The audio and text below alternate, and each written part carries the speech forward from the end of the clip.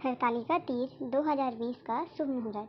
सुबह की पूजा मुहूर्त सुबह 5:54 से सुबह 8:30 तक रहेगा। शाम की तीज पूजा मुहूर्त शाम 6:54 से रात 9:06 तक रहेगा। तृतीय तिथि प्रारंभ 21 अगस्त की रात 2:13 से तृतीय तिथि समाप्त 22 अगस्त रात 11:02 तक रहेगा। हरतालिका तीज पर माता पार्वती और भगवान शंकर की विधि विधान से पूजा की जाती है। हरतालिका तीज प्रदोष काल में किया जाता है।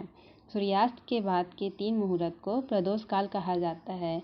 यह दिन और रात के मिलन का समय होता है। हरतालिका पूजन के लिए भगवान शिव, माता पार्वती, भगवान गणेश की बालू, रेत व काली मिट्टी की प्रतिमा हाथों से बनाएं।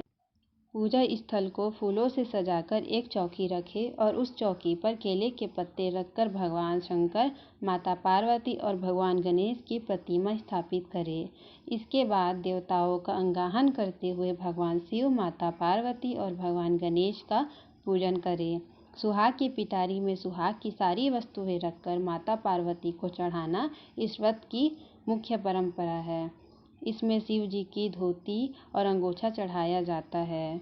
यह सुहाग सामग्री सास के चरण स्पर्श करने के बाद ब्राह्मण को दान देना चाहिए। इस प्रकार पूजन के बाद कथा सुने और रात्रि जागरण करें। आरती के बाद सुबह माता पार्वती को सिंदूर चढ़ाए व ककड़ी हलवे का भोग लगाकर व्रत खोलें। हरतालिका तीज व्रत में जल ग्रहण नहीं किया जाता है। व्रत के बाद अगले दिन जल ग्रहण करने का विधान है।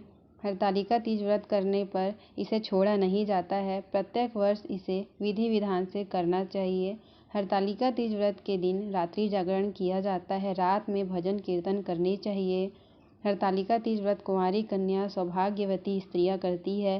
शास्त्रों में विधवा महिलाओं को भी यह व्रत रखने की आज्ञा है। इस दिन जो गलतियां हो जाती है उसकी सजा अगले जन्म में भोगनी ही पड़ती है। इसलिए व्रत महिलाओं को बेहद सावधानी रखनी पड़ती है।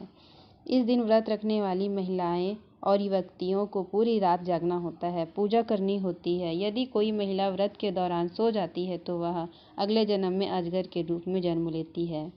हरतालिका निर्जला व्रत होता है। इस दिन व्रत के दौरान कोई महिलाएं या युवतियां फल खा लेती है तो उसे अगले जन्म में वानर का जन्म मिलता है, ऐसी मान्यता है।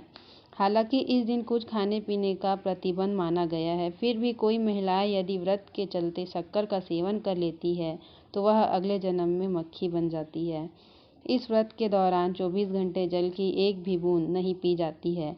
फिर भी कोई व्यक्तियां या सुहागिन महिलाएं जल पी ले तो वह अगले जन्म में मछली बनकर जन्म लेती है। जो महिलाएं या युवतियां इस दिन व्रत नहीं रखती है उसे अगले जन्म में मछली का जीवन मिलता है। इसके अलावा शेरनी भी यदि इस दिन मांस मछली का सेवन कर लेती है तो उसे भी इसका श्राप मिलता है। हरतालिका व्रत का महत्व जानते हुए भी कोई सुहागिन महिलाएं या युवतियां इस दिन के दौरान यदि दूध पी लेती है तो वह अगले जन्म में उसे सर्प योनि मिलती है। आप सभी को हरतालिका तीज व्रत की शुभकामनाएं। हम आशा करते हैं कि भगवान शिव और माता पार्वती की कृपा आप पर सदैव बनी रहे।